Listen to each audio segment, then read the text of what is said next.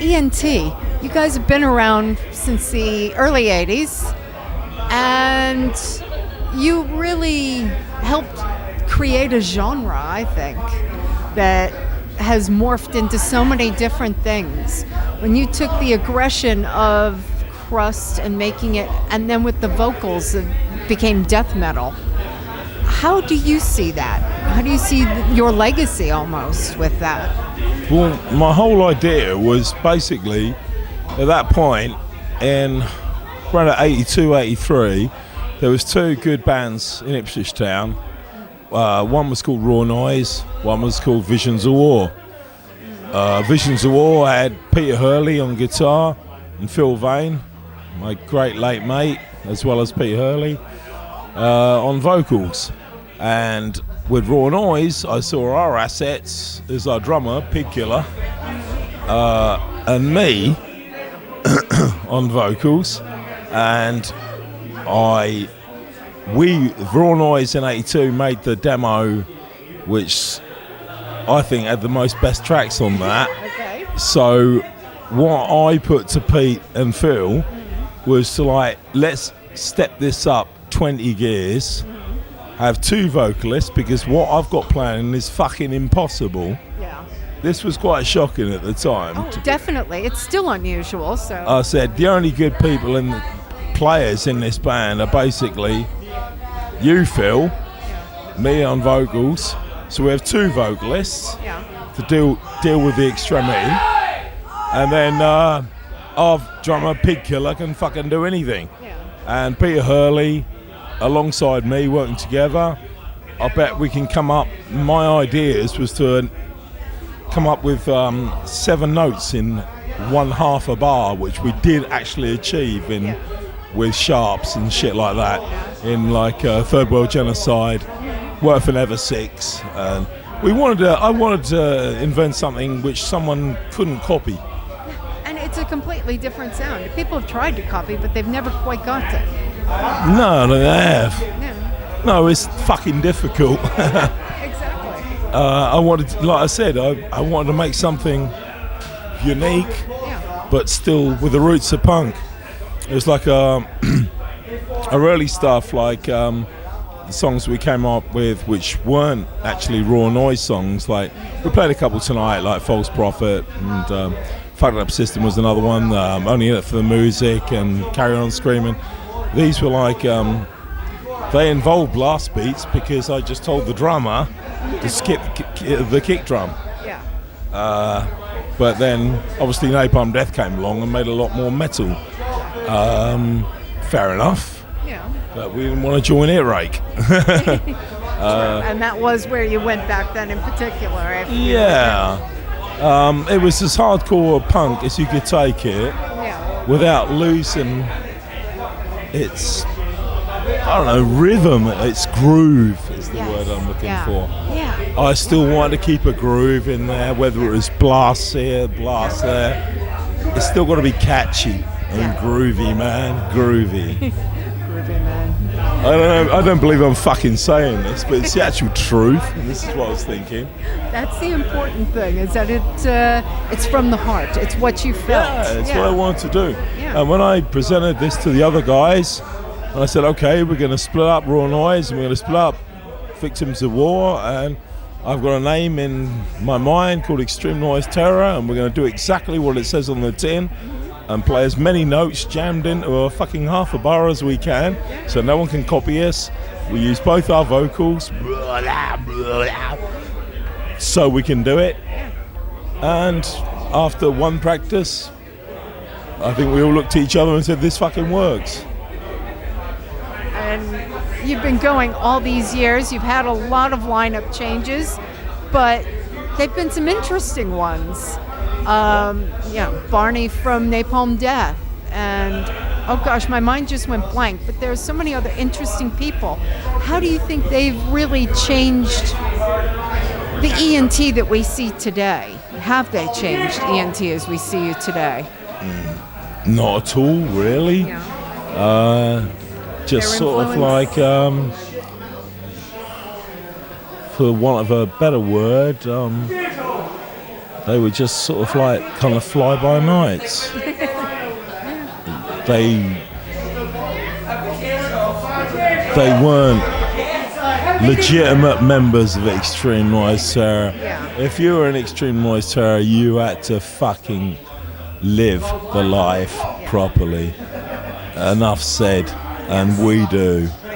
And these people were just not suitable. We're not suitable long-term members. No.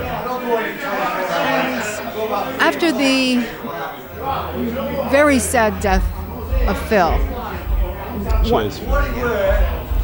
what made you keep going and get a new vocalist who's brilliant at the job? But what made you keep going with that? Because he was such a key part, like you are, of the band. I know. It's what he wanted. He died by a complete fucking fluke, and Extreme Noise Terror was his fucking love, and he would want that continued. And he, like his son, all he had in his life, which he loved so much, was Extreme Noise Terror and his son. As long as they continue, I know he'd be at peace. So to my best friend Phil, of course, it was fucking hard. But I can't imagine. It was, a nightmare. It was a shock. But no, fuck it. You lick your wounds and you get back on your feet. Punk rock. Get out and keep doing it and keeping his memory alive. Totally. Like every night, like you heard tonight. This is for Phil Vine. It was his favourite song. Exactly. And it's something that really struck me, because I expected when I heard of his death that you would just say, done. And you've kept it going, and you've kept his memory alive. And I respect that so much, that you've really kept it going. You haven't sold out in any way, not for any reason. And I think that's why tonight sold out, this gig. It sold out, not the band. Because you guys have kept so true to your principles and so true to the music. We keep actually truer to our principles than people actually know. Nudge, nudge, wink, wink. Care to expand. There we go. Say Gotcha. no more, Squire. But I'm not. It doesn't seem like I'm blowing smoke out of our asses. No, you're not. It's just like every fucking lyric I've written and every lyric that Phil's written, we fucking meant it, and we carried it out. And I think that's enough said on that subject. And have you found a lot of bands may say some of the same things you do, but in reality, it's a different story, that they're not as principled as you guys are with what you believe in? It's a very hard answer because I can't put the rest of my members in jeopardation of answering that question, really. But I don't know. But I doubt they've done the fucking things I've done, put it that way. So, on a much lighter note, what's been your favorite gig that you have ever played?